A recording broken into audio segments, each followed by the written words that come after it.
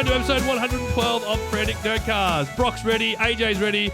More importantly, Brock's here, which is I am here. a good I am thing. here. Yes, we've had a little bit of sickness running through the family, but feeling a little bit better today. Able to leave them at home to chill and get some more sleep while I come and do this. That's right. If your sinuses were blocked last week, they wouldn't have been after you smelled the amount of deep heat I still had on me from Togger. It was glorious.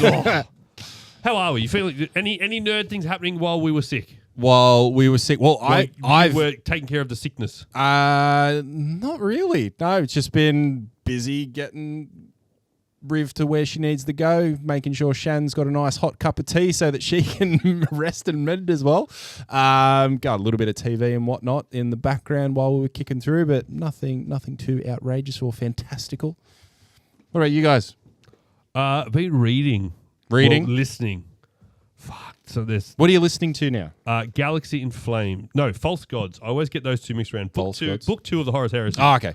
I've kicked further through that one. I'm about 20% through the book one. Harriet Heresy? Harry. It's like a mix of Harriet the Spy and Horus Heresy? Yes. The Horry Harry. What a book that would be. It'd probably be more fucking interesting because at the moment, it's a slog. The first half is slog.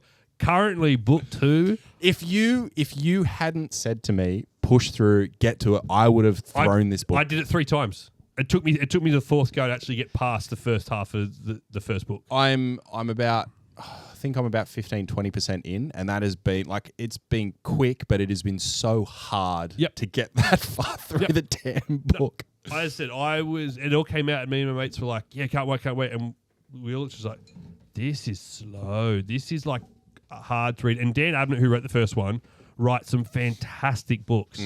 But it's almost like this was the script that he had to do. He did what he had to do, and then he was allowed to be him in the second part of the book. And it's much better.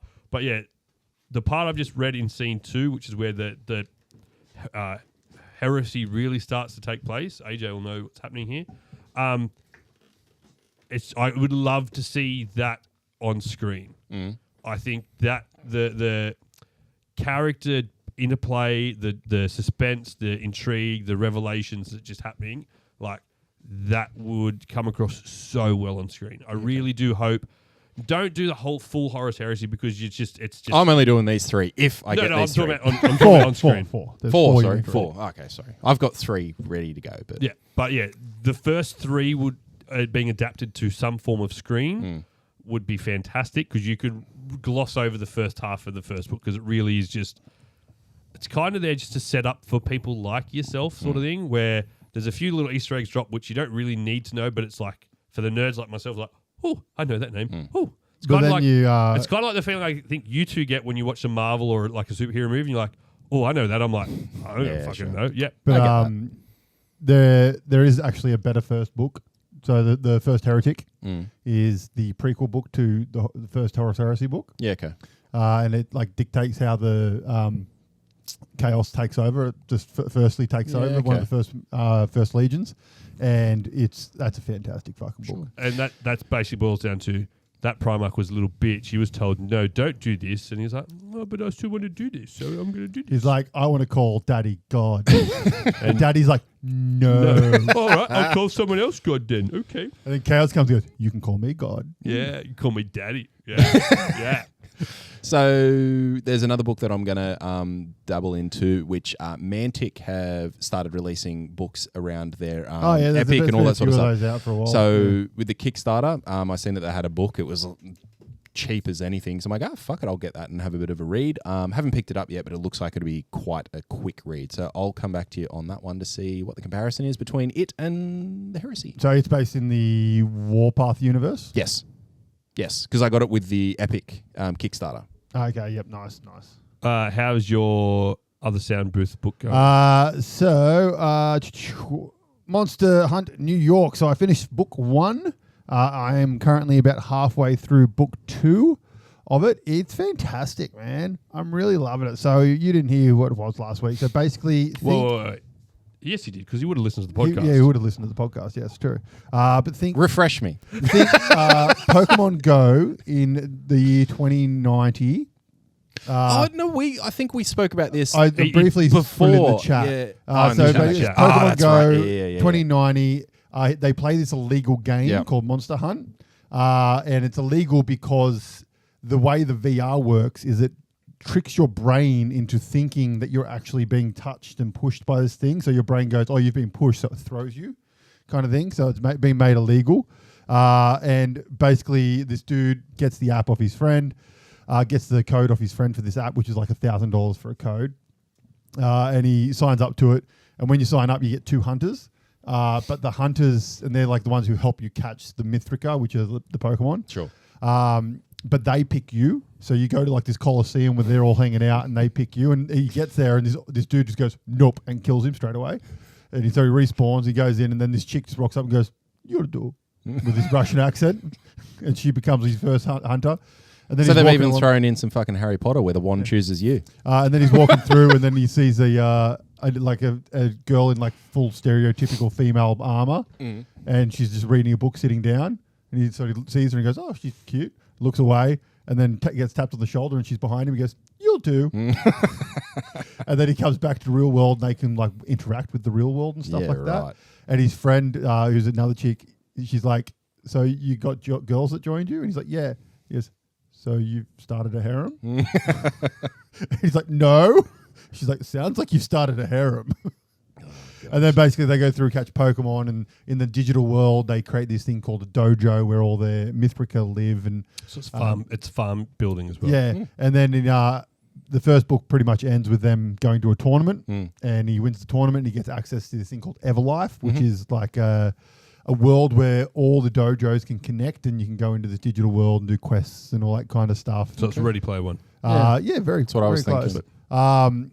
And it's good. I'm really enjoying it. It's super quick. Jeff Hayes does the voiceover for it. They do music in it and stuff. And the chick does the voice is phenomenal. Harmon Cooper is the guy that does the voice.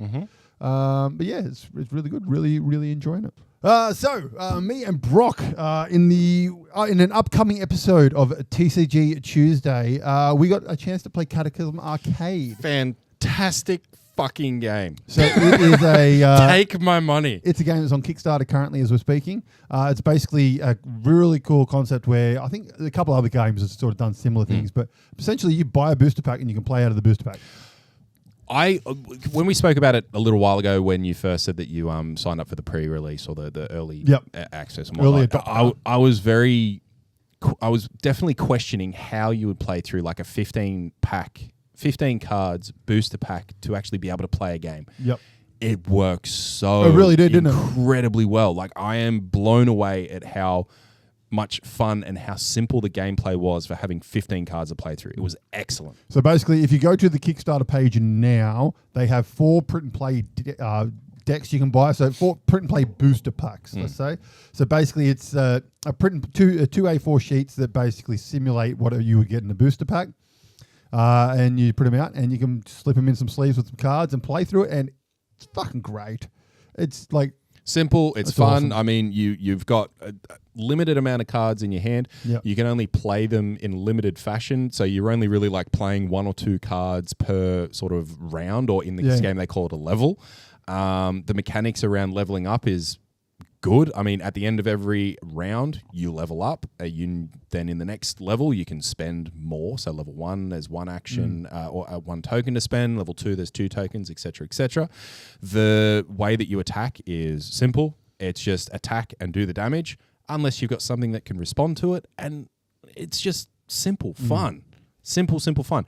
That is going to be a great one if you wanted to. I'm keen to see how we can do like a constructed play and get like a bigger deck to see how that plays through. That'll be interesting. If you join our Discord server, I've shared the link for a video, not our video, someone else's video, of a constructed gameplay session with the creator of the game. So you can go to our Discord and find that link and go and watch that at Good Time Society, I think they're called, that play it. It's almost as good as quality as your video. Almost as good quality, yes. 100%. I mean, the 30 seconds I saw of the game, you guys look like you're having a blast. It's a great game. I think, and like I was going to say, like constructed play, I think that'll be good to sit down and sort of really focus in on the game, but also it'll be great to get a whole bunch of beers, pretzels, and fucking hook into Just it. play a massive draft night. That'd Exactly. be great fun. It'd be so because you can much play fun. 2, 3, or 4 player. Yeah. As well. which is really cool. So it's a fantastic game that I'm very much looking forward to. So we've got the, as we said, you could do early access, so to speak, and get a pack. So I've done that. AJ's done that. They're going to be getting shipped out pretty quickly. I did not. I missed out. The Kickstarter's there. I've backed and we'll get, I think it's around 12 packs that I've backed, something like that. And yeah. I got the box. The box. So, yeah, I got a booster box. I think the box, you get a couple playmats with it too, and some other stuff. And with the 12 pack that I went with, you get a playmat and some other little bonuses with it as well. So fucking it's a great game. Highly recommend it. Get on over to that Kickstarter, get those print and plays, and have a couple of cracks at it. It's really good fun. The rules are so fucking simple, man. Highly recommend it. But on to a different TCG. Something very different style. Very different. So this game, a TCG came out in, I want to say it was like 2015, 2016, and that was the My Little Pony TCG. Have we played this? So I think I've got two starter decks for it. I think we have. It is it's one of those things like with a lot of the games that you will see at some point on TCG Tuesday that we play. I've found a lot of Japanese card games. Fantastic games. A lot of people don't play them because of the theme. Yep. My Little Pony is one of those things. The theme was My Little Pony, so people, especially males, the male demographic aren't really going to be, I don't want to be at a game shop playing My Little Pony. Fuck that. It's an awesome game. Play it. So this is a new one that's come out. So that one died a while ago. This one's coming out. So this is by KO or Kayyou. K-E-O-U. I don't know. Caillou. They're a Chinese company. They're the company that released those Marvel cards I got. the things that look the fakest thing in the world. So they released this My Little Pony game, and honestly, it looks absolutely fantastic. So you can go to the website and you can find the rules for it. And I've seen a lot of memes. Like one meme is this dude walking up and he's got a piece of paper. He goes to the card shop and puts it on the counter. He goes, "I'd like some Warhammer, please." see, I see them where they Here's your Warhammer. I see that where it's slightly different. I want Space Marines. Tau, please. So there's already set 3. It's up to in China, I'm guessing. Which so we're obviously getting set 1. And you can get, I think there's 6 starter sets that are out for the starter game. So have you had a look through some of the gameplay? So I've had a look at the rule sheet. Okay. You can find the rule sheet on the website. What's it read similarly to? It is very similar to the original version where you're not actually fighting each other. In the original one, you weren't fighting; you were trying to solve problems. Sure. So you had 3 problem cards out in the middle, and you committed your ponies to that problem. And when you got a certain amount of things on it, you solved that problem. Sure. And the way you stop your opponent was you put troublemakers on the problem. Okay. So this one, kind of like a card, has cost of force. Cost of force of harmony is how much it costs to put things out. Your keywords, inspiration, ability, name, ID, blah blah. There's your character cards, which are your ponies, obviously. Item cards and event cards. Story cards, so you're trying to solve the stories, I assume, and then there's scene cards as well. So a player wins the game if they meet either of the following conditions. They successfully promote their story to stage 4, or their opponent tries to draw a card from an empty deck. So there will be a decking deck in there somewhere. Most games are. If your deck runs out, you lose the game. Only the good ones don't do that. So there's 4. So you get 4 story cards that share the same main title, each marked with a different stage. So 1, 2, like 3, the 4. Godzilla cards. You have 1 main character card. Your deck is exactly 50 cards with characters, items, and events. And a scene deck with 15 scene cards.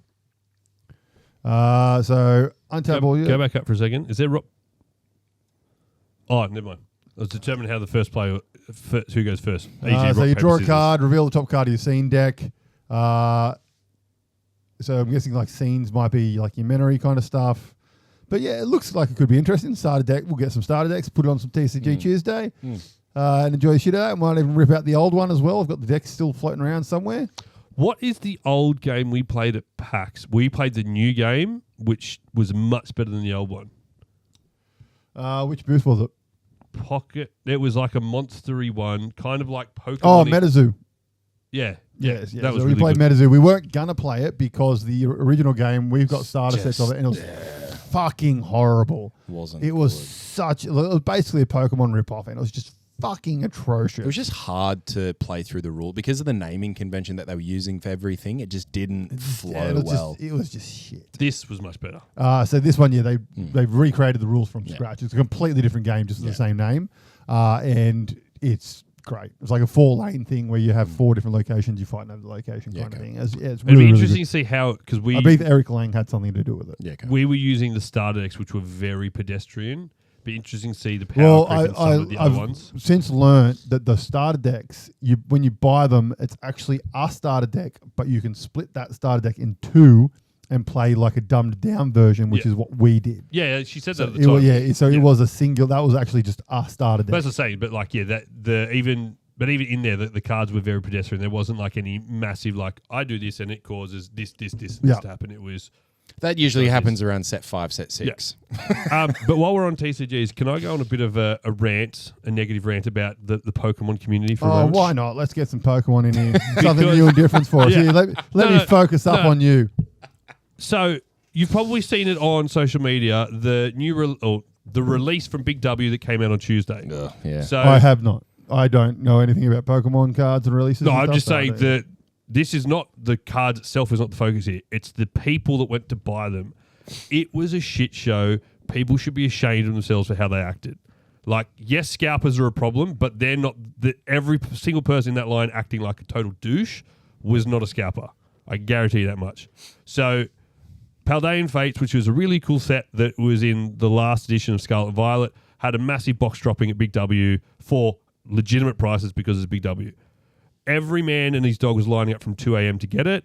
The way the store, some of the videos coming out of how the Big W staff were treated is just deplorable. It's people jumping through like over barricades, over aisles of stuff just to be the first one in line at the counter to pick up the boxes. Like, I'd have just shut the shop and turned them away. It was ridiculous. So, Pokemon community, pick your shit up. We don't need that in the hobby. That's my rant. Fair enough. Did you get a box? No, I didn't. I didn't even try. Like, there's literally no point because one of the guys in the Pokemon chat we were in, he's like, it's his favorite set. He was trying to master set it from actually ripping packs. So he was like, I'm going to go there, get my box, going to make sure I get it. He got there at 2 a.m. He was still not the first in line. There were people there before 2 a.m. and like Phil turned up. I think he said he got there around 6 a.m. because he had to get there for work. She's like, sweet, I'll go line up. Yep. And he missed out because there was that many people in front of him at 6 a.m. It's still at Perth. So like, it's ridiculous amount of people that go up there. And then it's obviously translates into online things like EB Games had a set drop, a release of drops the other week. Within 30 seconds, it was all pre-ordered out through bots and things like everyone had the multiple stories of people having things in carts, but go to hit checkout and cart because it's already been checked out by someone else. So I think the lining up at 2 and 3 and whatnot, go nuts. Like, I know I've done that for certain things, release and whatnot. It's just more so the carry on from people after. Same thing. If you want to line up to go see the movie release and you've lined up to make sure you're in the first session, whatever it is, if you want to do that, that's fine. It's not the lining up necessarily that's the problem. It's the carry on, as you said, the behavior and the stupidity of some people at some of these places. I said some of the things that were put on social media were just ridiculous. And it made the news, might have been a slow news day, but still made the news. And that's not what we want. That's not the eyes that we want on the Pokemon hobby. I said it's a game design. Yes, I mean a grown It's a game? Well, even as a collectible. I said I'm a grown man, but I got it back into it because of Camden. It was his birthday on the weekend. We opened some packs, and that's what it's about. It's about opening packs and enjoying the hobby of collecting. Yes, making money from it is great, but it's not the be-all and end-all of it. But speaking of the new set... So fuck you, Pokemon community!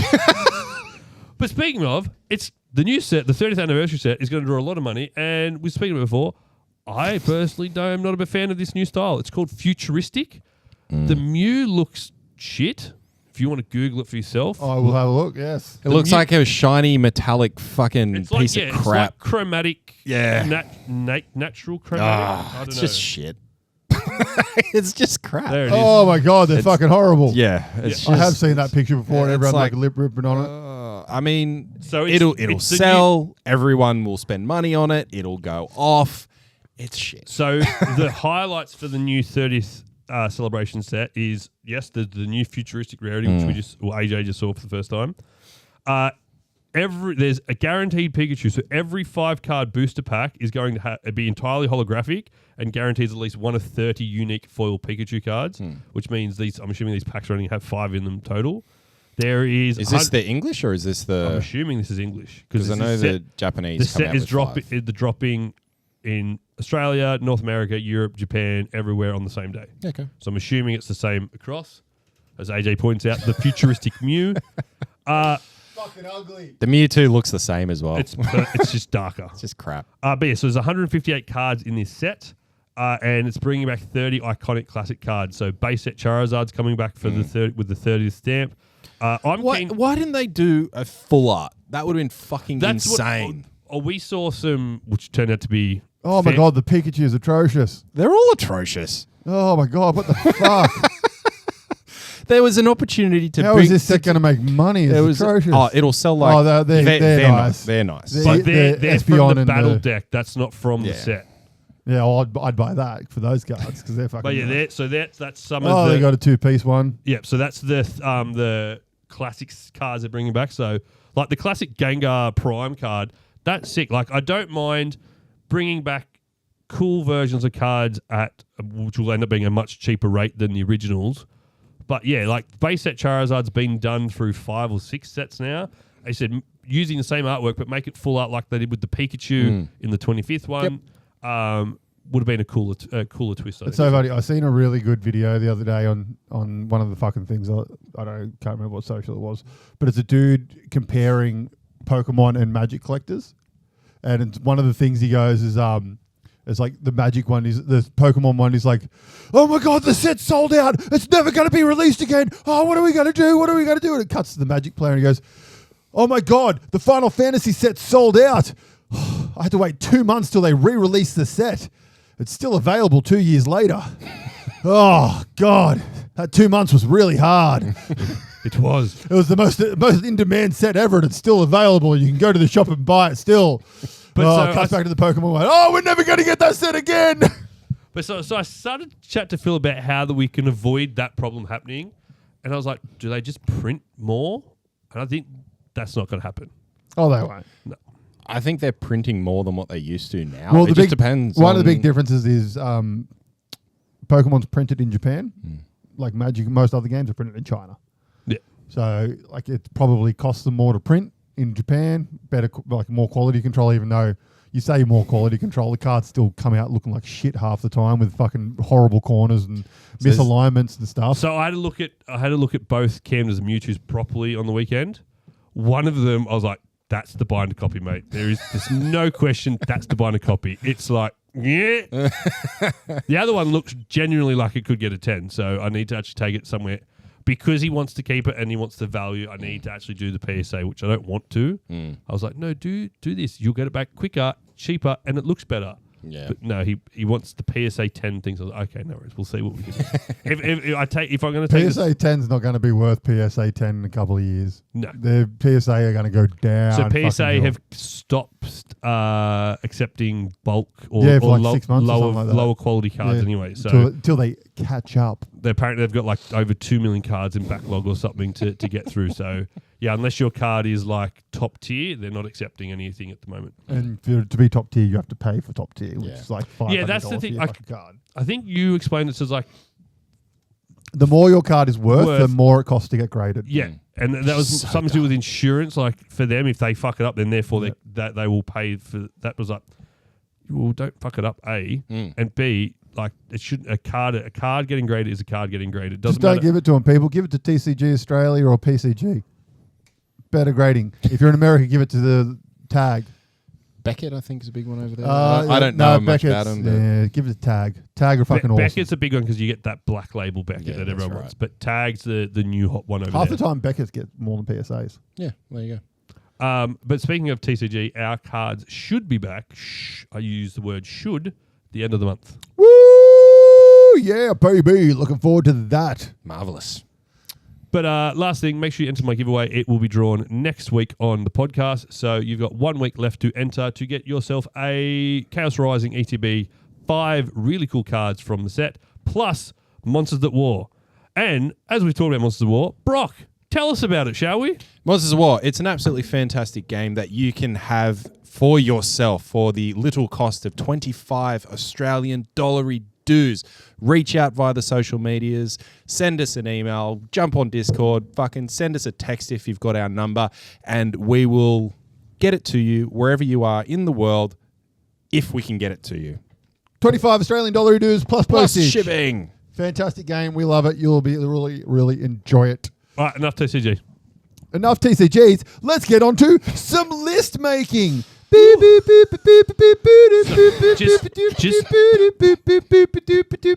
Take a moment to enjoy that shot. So we need The more you look at it, the better it becomes. We'll put this on the socials as well, I reckon, because it's fantastic. I mean, I have a right hand attached to my left arm. It's not even the most impressive thing. It knew AJ went bald today. That's one thing. Yeah. But the fact you're wearing yourself, I'm wearing myself. is yep. fantastic. I'm wearing the what is it? The Tintin version of myself. I've never looked better. All right, what list we doing today, Zach? So, been watching a few of the older shows like Smallville and things, and then watched something new. Somebody there. Copyright. That right there is why we're doing it. So, shows that nowadays, usually because of the skip intro feature, doesn't have the quality intros that we used to get in the olden shows. So I thought, let's do 5 of our favourite intros that we've seen in TVs. Don't do animes because I think we could do this list again for animes at a later date. I'm going to start. One of my first ones, and this is one of the newer ones on my list, and Probably on mine as well. it is Peacemaker Season 1. Oh, yes. Not Season 2. Season 2 was not as good. Season 1 was phenomenal. This is the first show of the new era, like you said, skip button thing, that I did not skip a single episode. And I have watched it multiple times on YouTube as well. It is friggin' phenomenal. If you haven't seen it, it is John Cena in his Peacemaker outfit doing a really awesome dance with some old school 80s hair metal.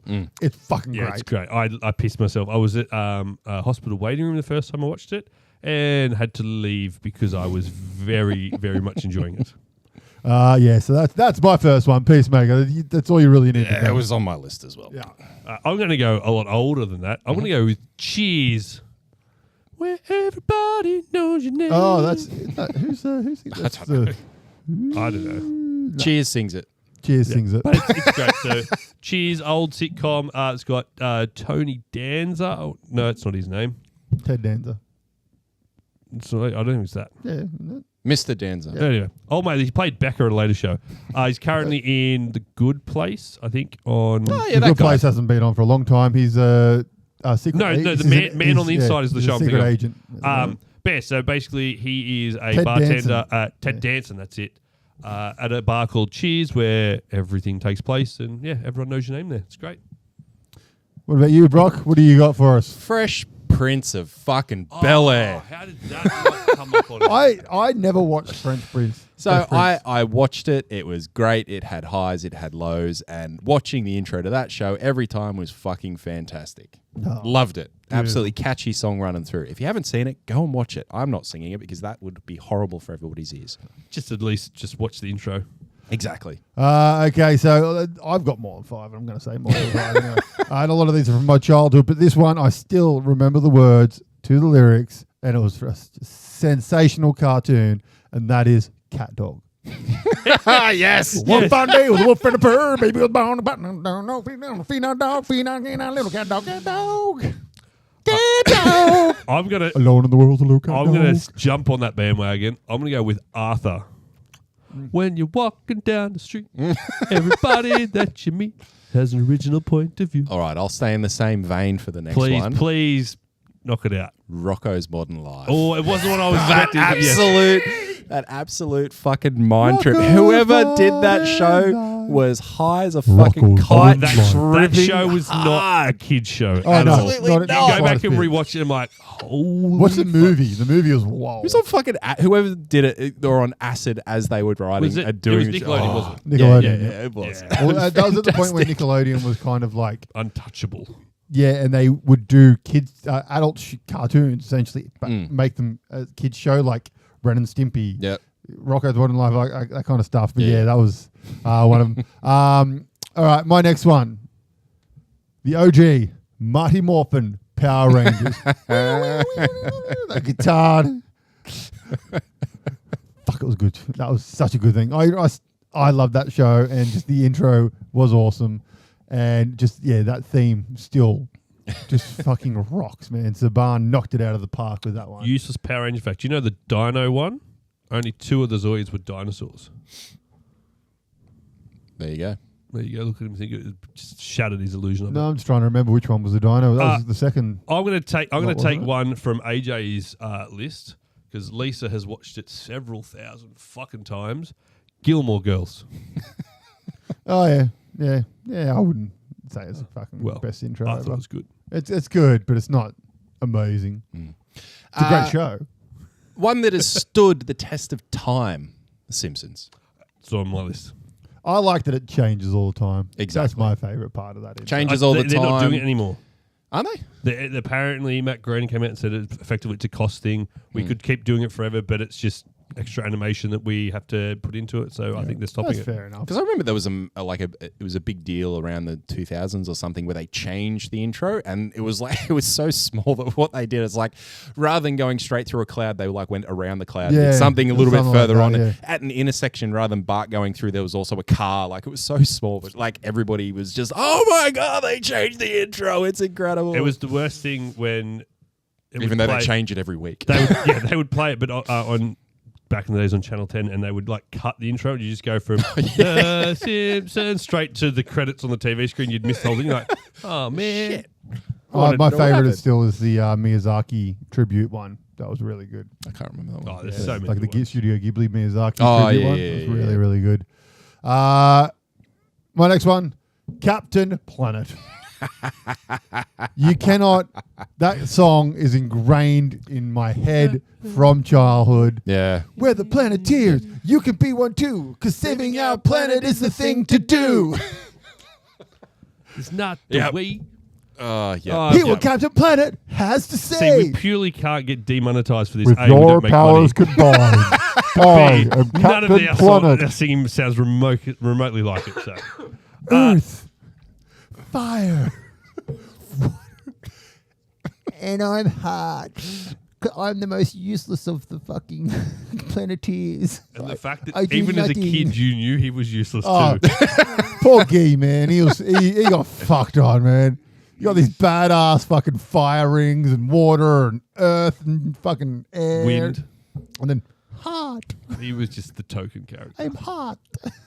I'm going to round out our cartoon with another favourite. Hey Arnold. Football head. Yes. Hey Arnold. Hey Arnold. And I'll go with one more because it's great. Friends. Yes. Yep. It was on my list. That's great when what's Rachel's name? Jennifer Aniston. Jennifer Aniston. She was on Graham Norton show, and they pre-organized with the crowd that whenever someone says, "What's the lyrics from the song?" The part before it claps. I can't remember. Oh, whatever that part is, and he whenever he said that, they would do the. And so he's sitting there, and it's I've like seen that in the clip middle of the before. conversation, and he says it, and then the whole crowd goes, and she just goes. Like, what the fuck just happened? Tell you what, look, any other time you ask me, I'd know what the lyrics would be, but right now I've just Yeah, got. I know, I've you got put your spoon like- I've got fucking Captain Planet just on repeat already. I think that is stuck there for at least the next 2 weeks. So you done? yeah, I'm done. I'm not. I'm I've not. got. I will throw one more out there when it comes back around. Trapdoor. Oh yes. Don't you go Go down in that Trapdoor. Cause there's something down there. What's the show called? I think it's Freaky Stories, where it was like a claymation. Oh one. yeah, it was hosted by old mate from the Young Ones. Horrible stories. Horrible Stories, maybe. Yeah, Horrible where it's like, Histories. It was hosted by. no, it wasn't Horrible Histories. Oh, mate, like Drop Dead Fred. So this was From like a that claymation one. It was like it always I started with remember this happened it. to a friend of mine. But the intro was old mate like going to the movie theater and like it was all it was a witch at the ticket office and you get like a popcorn but it was full of eyeballs and stuff and bugs and that was a cool intro. Yeah. Another really good one, Daria. I'll throw it. My world. It's just the hand is the best. So one a little more modern, which I quite liked as it progressed through the series, was Game of Thrones. That kind of kicked off that style of intro cinematic-y things, going into things, becoming things, and I thought that was awesome. That was really cool. Fucking pimp intro. That's just beautifully done. That intro. My one like that I had was more for the orchestral things was Stargate. I always loved. Oh yeah. Dun, dun, dun, dun, dun. If you're gonna go orchestral, fucking the original X-Men cartoon series. I haven't watched it. Is that the prequel to X-Men 97? Yeah, I have to watch that. And do yourselves a favor, go on YouTube and look up the Japanese intro. Fucking mental. It's so good. It's like full like rock with fucking like anime styling. Oh, it's wicked. I got two more. Okay, I'll have two more then. I've got two more, and I've got an outro as an honorable mention. Okay. Seinfeld intro, just the sound effects for that one. It's very iconic. And True Blood. And I do bad things. Oh yeah. Chris Isaac intro. Did not like the show, but the song, fuck, it was stuck in my head. The show was pretty good. It went off the rails towards the end. I probably actually need to sit down and actually watch it, not walk in halfway through a season and then come back the next day and it's another season it's on and one of mine's the OG, the original Roswell TV series. It was a Dido song. It was fucking awesome song. You'd find yourself just sitting there just singing along to it. Just chilling out, so, nice and emotional. Dido, dildo. And the last one I've just completely mind blanked. I had it on my head. Would X-Files come into this for some people? No. Good. My outro before you throw yours was Frasier. Oh yeah. Him singing at the end was always classic. It's kind of intro, not intro, kind of sort of thing. But Invincible. I do love that. I love the way that and then they sort of talk through it. It goes through like an opening scene per se, and the intro is. And the I love first sometimes time, it doesn't come in until fucking 8 minutes into the episode. and it is like the first time his name is said, and it just goes boom up on the screen. And as the season progresses, it slowly gets damaged and comes through. And of course, how the fuck did I forget this? I mean, it's something we talk about in every episode. Probably. Zach? No, I'm leaving it for the anime. Okay. I know exactly what you're talking about. I know exactly what you're talking about. That was one I had in my head. But all right, if we're going with anime for that one, we can go with anime for that. You have to watch until we do that in the next episode. I think everybody already knows. Yeah, I know. Unpopular opinion. I almost think the second season, is it a season? The second arc, second game anyway, that had a tune that slapped harder than the first one, but we'll talk about that in that one. No. None of them have even come close to the first. No, I think you're probably right, but yeah. It's just that fucking good. Anyways, that's our list. What is your list? Jump on the Discord. Let us know some of those TV show intros that you absolutely loved, whether it was when you were growing up or whether it's more recent. And we might do our sandwich list like the board said. Exactly. Sandwich list. But that would be actual sandwiches. We're making sandwiches? Absolutely. Yep. Oh, that's right. It was too. It's on the board. I fucking love sandwiches. Brock was pointing to it like this. No. I took my hand off, put it on my arm, and anywho. In other news, Prime TV, get on there because Vox Machina's new season has started. Ooh. There are 4 episodes up. Oh, no, 3 episodes. Three. 3 episodes up. It's good. It starts off with Grog doing a fucking song, which is like, let's all fuck things up. Let's just fuck things up. It's fantastic. All in like hand-drawn shitty cartoons. Oh, it's beautiful. Have they gone past their campaign now? Is this original story or is this still based on the campaign? It's still on the campaign, yeah. Right. Yeah, I'm pretty sure this is all It's still part of the campaign. It's a 12-month time skip. Yeah. So it's 12 months later. It's good. It's really good. It kind of starts off with they're all sort of spread apart after they defeated the dragons, but it's all the ramifications of the dragons still. And like the first episode is pretty much Grog and Pike. And Pike's just They're fucking, the best two characters. she's just a by far. fucking alco at the moment, and a rich dude hires them to help stop a jewel thief, and they find this chick who's basically undead and just can't be stopped, and yeah, it's pretty crazy. And then the second episode basically follows Percy and Can't remember her name. I can't The remember elf her name. chick? Yeah, the twin, the Yeah, female Not the twin. elf chick. She's not an elf. Oh, wait, is she? No, the twins are elves. Yeah, they're Yeah, right. they They're are. part- Sorry. they're Yeah, part yeah, elf or yeah, something. yeah, So it follows them kind of thing, and she fights this big fuck off dragon thing in a forest, which is really fucking cool. then And the third episode essentially is The bard. Can't the remember his name. the male twin and the druid, and the bard. It's fucking great. It's really good. Loved it. Cannot wait for the rest of it. Marvelous. Speaking of Prime, you know what else is out? That's the other thing. Yes, Clarkson's motherfucking farm. it is so good. Oh. Oh my god, it is so good. Oh, it's so much better than the last season already. Oh, it's great. I smashed through all 4 episodes in one night. It was brilliant. I was thinking, do I wait? Because I didn't know when the next ones. I was like, they're out next week. Fuck it. I'm watching them now. Let's go. And, yeah, it's great. This one's really good because it's more about community and kind of stuff around the farming. Like, have you watched it yet? No, I haven't seen any of it. So basically, Do yourself a favor and watch it. this episode starts with he's just gotten out of hospital because he had pains and he went to the hospital and basically was told, you're like 2 days off having a heart attack. Right. And so he got 2 stints put in. And that basically happens weeks after the end of the last season. So basically, they're like, yeah, the stress of doing a harvest, opening a pub, and there was something else you're doing all at the same time, almost fucking killed you.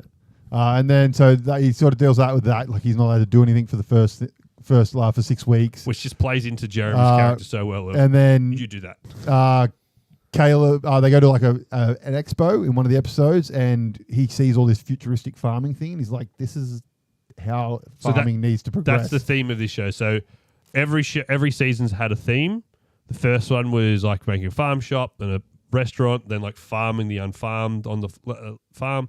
Last season was the pub, and this season it's like the futuristic farming or farming in the future. And so like he gets this AI controlled harvester basically, and it does it for you kind of thing. And they go over to Europe to a couple of farms over in Europe. To Belgium and the Netherlands. Yeah, the one in Belgium is a floating cow farm, in the middle of the city. which Okay. is just incredible. Yeah, it's in the middle of the city, and everything it's pretty much 0 footprint because all the grass they get from the shavings from the local soccer field. Yeah, right. They get all their food from like all the bread shops, the bread they throw out at the end of the day, and all that kind of stuff, and all gets mixed in.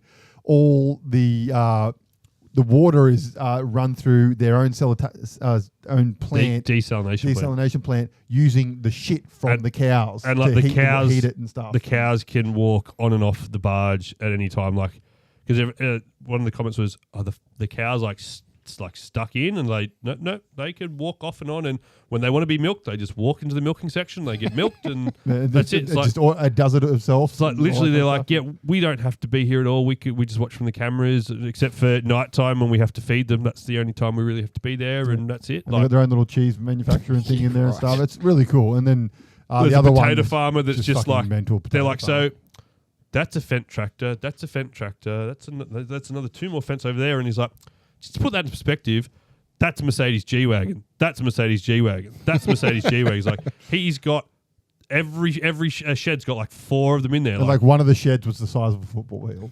Yeah. And then like the bottom of it's all gridded and stuff so that air could circulate underneath them and stuff. And he's like, see that? I don't even want to know how much that costs. But the farm nerd in me really fucking likes that. But yeah, as I said, it's especially for people that grew up in the Top Gear era, either love Jeremy because they like that style of humor, or they dislike Jeremy because they don't like that style of humor. In this, he's like tones it down really well to the point where he's still funny, but he's not over the top obnoxious. He doesn't carry on like everything's to the point. And so you can see he genuinely loves what he's doing.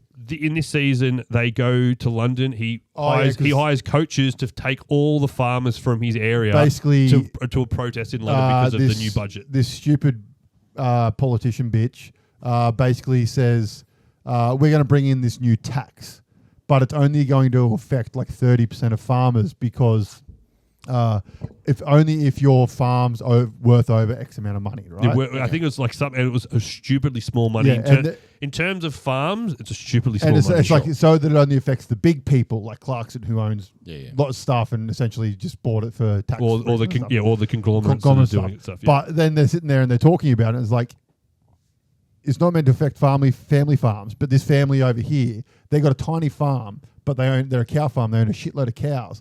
Just their cows alone take them over the threshold. And so if they do this, they will have to shut down. Just because kind of stuff. And so he goes to London with all his cabinet, with all the people and stuff, and goes to the protests and like, his doctor told him he wasn't allowed to talk. He got Prime said that he shouldn't talk. He gets up and he cuts like the next day and he goes, my doctor called me and abused me. But yeah, definitely. They're 8-episode seasons. They're a really easy watch and they're really insightful, especially for Australians who are a farming nation. A lot of the shit they're putting up with is the same stuff our farms will be putting up with.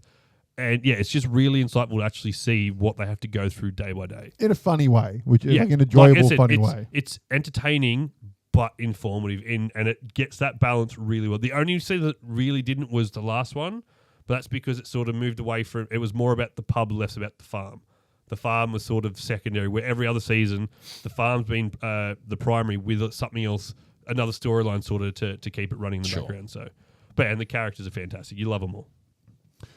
So that's the current things that are running on the TVs, people. So you should all get to Prime and watch those two. I think Vox Machina's weekly.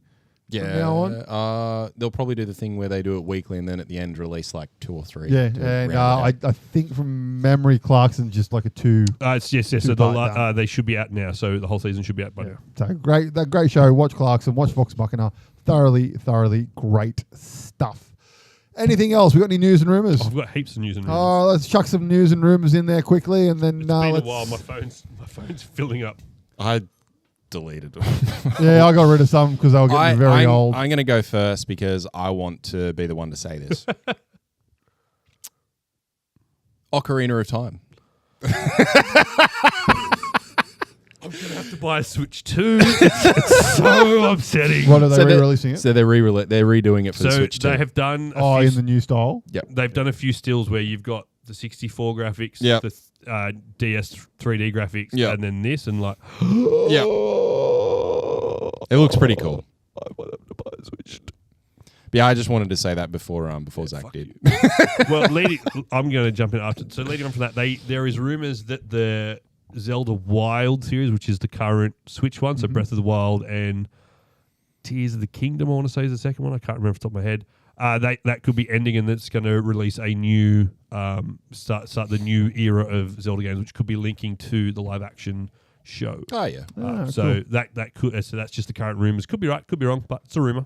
That's why we talk about it now. So fun thing with a lot of we've talked Pokemon already in this episode, so just a quick one here. Basically, stores in Japan have started cutting the corners off of booster packs at the register to destroy the resale value. And in America, a lot of the like Targets and Kmart's and stuff are cutting plastic off all of the... That's Bandai sent out that initiative, and I think it's translating into Pokemon. So I don't think any Pokemon itself hasn't given the directive, but it wouldn't surprise me because at World, the next Worlds this year, you're not allowed to resell anything sealed.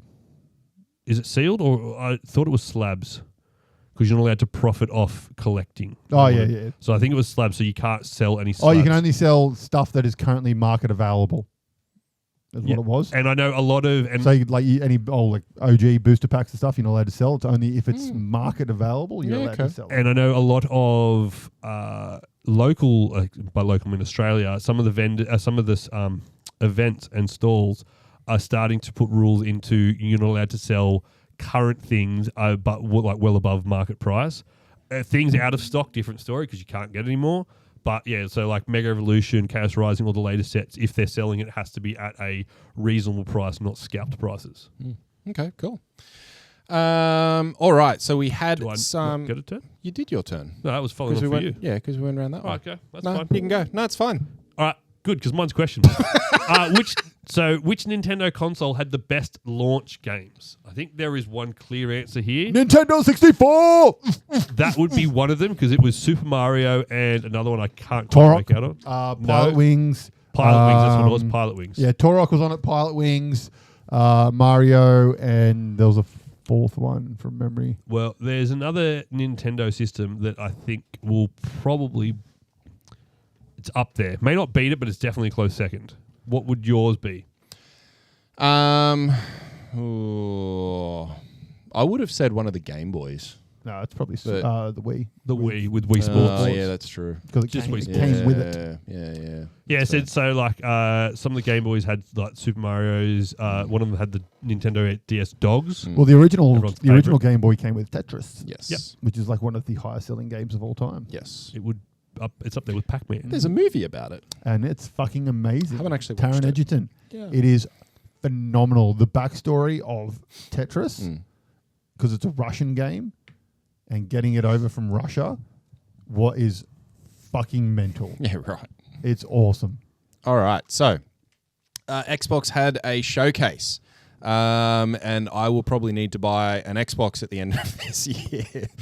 They did Gears of War E-Day, so they brought out some more gameplay from it and a few of the new features that they're getting. It looked fucking incredible. Halo campaign evolved, so it looks like they're doing two things here, where they're bringing Halo to PlayStation so that they can adapt it and go through the original series and whatnot. But it looks like they've also announced a new Halo series, game series that's going to be coming See, out. I thought it was just a new series that was coming to It is. PlayStation. It is, but I've seen another thing that looks like they're actually going to be doing a new campaign as well. There's also, we're getting a new Spyro. We're getting... That's caused a lot of waves with everyone wanting some of the old PlayStation games to come back. Crazy Taxi. They're doing... That was a great game. Simpsons Hit and Run was much better. Crazy Taxi was on the Sega, though. They're doing... Sega Dreamcast. They're doing another Fallout, which would be all right. Age of Empires they're bringing through. Elder Scrolls are doing another one. These are all games I can get on the PC. Call of Duty, Modern Warfare, whatever. But no, the big ones for me were Gears of War and Halo. Halo coming to PlayStation is actually a big deal. Yeah. So, but it also, one of the things that Xbox came through and said is they're going back to a little more exclusivity around their games, because there's a little bit more multi-format at the moment. So bring a game out, you can get it on PlayStation, Xbox, PC, whatever. Xbox is coming back to try and do more exclusivity around Because their they've had games. their ass fucking handed to them by Yeah. Sony for the last two releases. But yeah, so there's been a bunch of changes that this new CEO has come through and done, and it sounds like it's It's funny. We're going to be more exclusive, but one of our highest selling franchises that is Xbox exclusive, we'll give that to everyone at the same time. yeah, because I think that was done by previous CEO, who is now out of the game, and yeah. All right, AJ. Dan. Season 3 is officially coming in 2027 after the anime's explosive global success. So disappointing So because long. seasons 1, 2, and 3 just seemed to like roll into each other. Yeah. And then it was like, now you got to wait like 2 years. I was like, Also, the manga's not that far ahead, so yeah. I think they don't want to make the mistake that Full Metal Alchemist Full Metals and Soul fucking- Eater and stuff. Yeah, Soul Eater made, so they're kind of delaying it a little bit, and Yeah, that checks. it's a phenomenal thing. So Will Ferrell is reportedly being eyed to play Inspector Gadget in Disney's new live-action reboot. This could be a good casting. Goofy, overconfident, constantly causing chaos, and somehow saves the day. Ferrell and director Sean Anders could reunite for the project. we don't need another Gadget. Just not leave it. I just think we need a good Gadget. I think it'll just be annoying. Yeah, we don't need it. It's not a good modern day character. Just leave things to die. This isn't a rumor, but it's something that I did not know until this week. So the Punisher special is out. Fucking fantastic. Go watch it. I did not know that they cast his daughter in the scene where he is sitting by the gravestone talking to his like the Punisher's daughter who's passed. They cast his daughter, John Bernthal's daughter, to do that. And do you know who her uncle is? John Bernthal's Kurt brother. Angle. I did know that, actually. Kurt Angle is his fucking father-in-law. And yeah, so when I seen that, I thought that is wild, especially because of the scene that he's actually acting out there with his daughter in front of him. So that was, pretty fucking wild. I haven't watched it. I need to. Yeah. Well, this scene, yeah. Anywho. Amazon has cancelled Stargate. So yeah, that's That's the new it? Stargate that was being made and everyone was talking about. It's been axed. Cool. Sorry, mate. I still got another 4 other shows to get through around Stargate, don't you? It's just so upsetting. Carl Urban, we know he's coming to Sydney Comic Con, so I'm Yes. still debating going to it purely for him. So he's there's been a list that's ranked his 10 best movies and TV shows. Dread number 1. Lord of the Rings will probably be number Lord of 1. the Rings Dread is should number be. 1. Dread is number 5. Is Hercules / Xena on there? Star Trek's probably up there. Star Trek is 4. No. He played like 5 roles in it. Come on. No. What else has he been in? Number 2 is obvious. Oh, not to The me. Boys. The Boys. So we've I got thought you said movies. Yeah. movies anyway. and TV shows. So Ah, we've got okay. Lord of the Rings, The Boys. 3 we haven't said yet. What else has he been in? There's a mighty hammer in that movie. Oh, the Thor. Thor. Yeah. 4 was Star Trek. 5 was Dread. 6 is out now, and you've probably watched it on a special site. Oh, Mortal Kombat. Oh, no, I haven't watched it yet.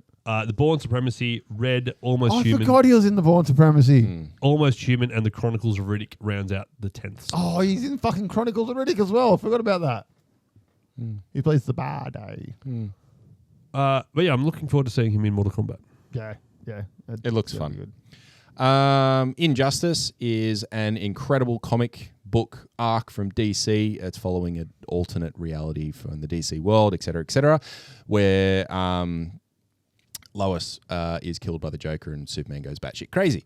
Based on the video games, it looks like they're doing Injustice 3, and it is potentially going to be around the absolute world of comics, which will be fucking incredible. Has there been any more Batman yet?